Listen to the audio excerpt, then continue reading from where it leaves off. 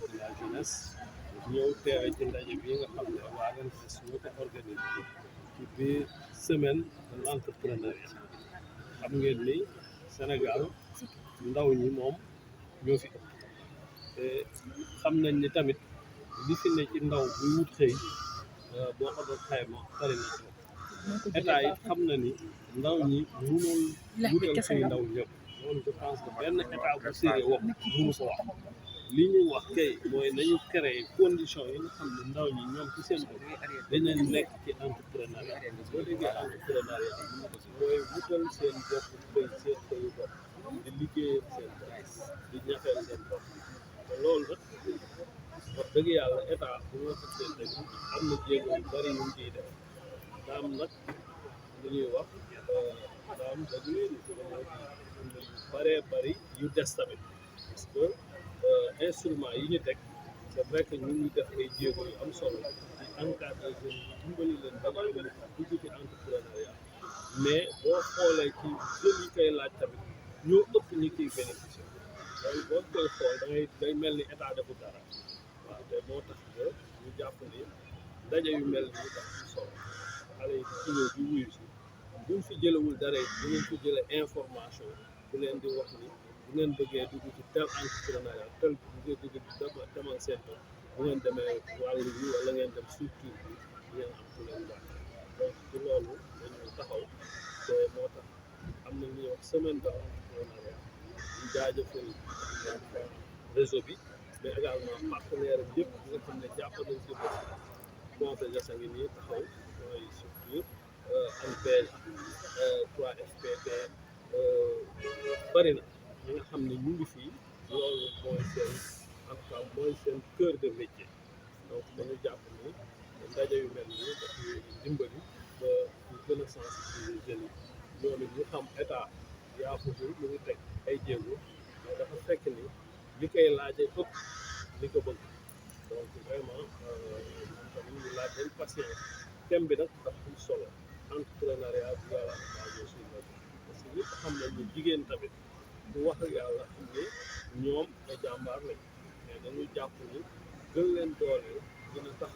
ñoom ñu gën a mën a autonome ñu autonomie financièrement parce que dépendre si nit dafa nekk ñu jàpp nañ ni jigéen ñi non seulement ay jàmbaar lañ mais ñoom war nañ leen gën a am jàppale ba ñu mën a demal seen boo xoolee ndaje bii tey boo doon xayma pratiquement jigéen ñee fi def donc ay jàmbaar la lépp lu ñu teg ñoom ñoo ciy njëkk a dem donc ñoom vraiment je pense que thème bi dafa am solo pour que ñu gën a bàyyi xel sur les questions de genre gën a autonomiser femmes yi parce que la femme xëy na sont les vecteurs du développement su jàppale jigéen jàppale nga société jàppale nga famille jàppale nga société. réseau bi li ñuy xaar ci ministre de tutelle mooy jàppale bi teew bi woon leen ni dafa li suivi parce que wax na ko léegi monsieur le secrétaire général réseau bi moom suñu partenaire la membre conseil national de la jeunesse donc jàpp nañ ni lépp lu ñu yëkkati jëmale ko ci ndaw te ñoom ñu positionné wu sur les questions entrepreneuriales donc ñun jàpp nañ ni lépp lu ñuy def sur l'entrepreneuriat des jeunes ñoom ñoo ko war a jub parce que ñoom ci loolu lañ thématique boobu la ñu demee parce que jeunes yi ay pàcc yu bëri lañ am na jeunes yoo xam ne ñoom ci santé des jeunes la ñu gën a demee am na ñoo xam ne ci entrepreneuriat am na ñoo xam ni peut-être ñu ci vie associative donc bëri na association jeunes yi bëri na mais ñoom quand même wàll bi ñu dem dafa doon wàll woo xam ne ñun jàpp nañu ku bëgg jeunesse bi développé foog nga xiir tamit ci entrepreneuriat wane na ko fii nii ñu fi gën a am en tout cas pouvoir économique dépendre luñ ci état en tout cas xëyaluñu état seen bopp la ñuy xëyal loolu wax dëgg yàlla loolu il faut ñu gën ci bàyyi xel xale yi jàng baax na trop diplôme yi moom licence diplôme am ko c'est très bien mais boo mënee dem ci entrepreneuriat moo gën parce que nous sortons d'un nouveau référentiel politique que son excellence monsieur le président Bassirou Diomaye Diakhar Faye a présenté récemment et au sortir de cette présentation de l'agenda national de transformation du Sénégal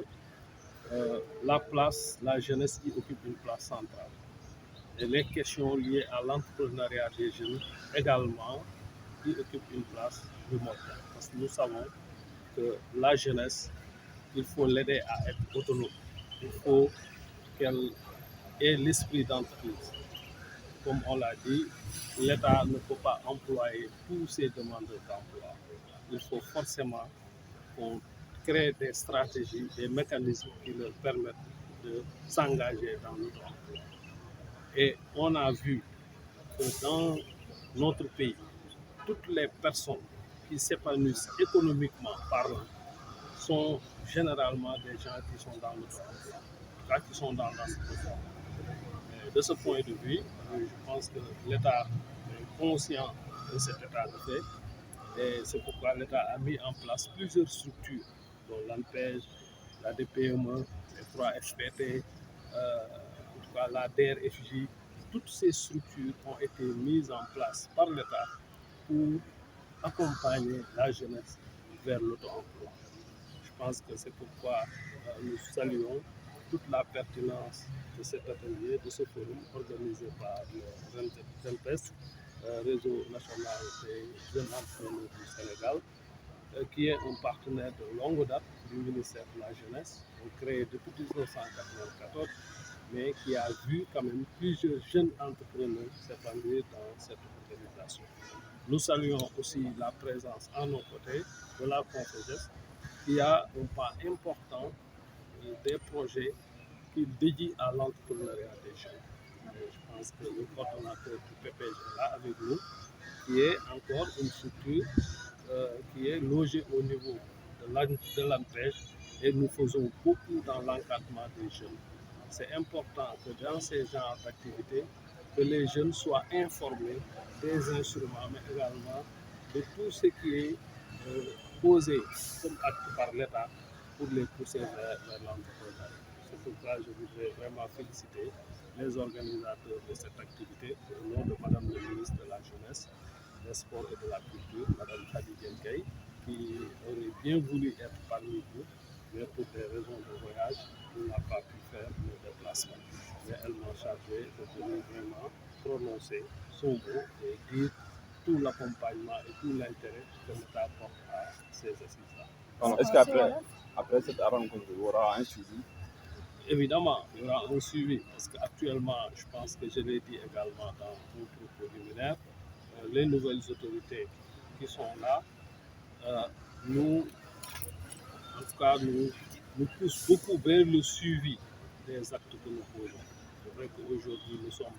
dans une phase de toute nouvelle juventude, donc on ne peut pas dire que tout est mauvais ici. Il y a des choses, de bonnes choses qui ont été faites, mais on a toujours pêché dans le suivi. On a toujours pêché dans l'accompagnement jusqu'au bout des initiatives. Je pense que si le Sénégal réussit en tout cas cet aspect-là, nous sommes sûrs que nous pouvons vraiment arriver aux objectifs que nous poursuivons. Et c'est le lieu aussi de féliciter la jeunesse sénégalaise pour son esprit d'entreprise. Parce qu'on ne dira jamais assez. On a une jeunesse très entreprenante, on a une jeunesse très responsable, mais parfois qui peine à avoir la bonne information, mais qui peine aussi à avoir savoir là où elle doit aller pour être suffisamment pris en compte par les politiques publiques de jeunesse. Je pense que tout le défi est là. On nous a chargé depuis, en tout cas, la publication de ce nouveau référentiel, de repenser toutes les politiques publiques de jeunesse qu'on va arrimer à cet agenda.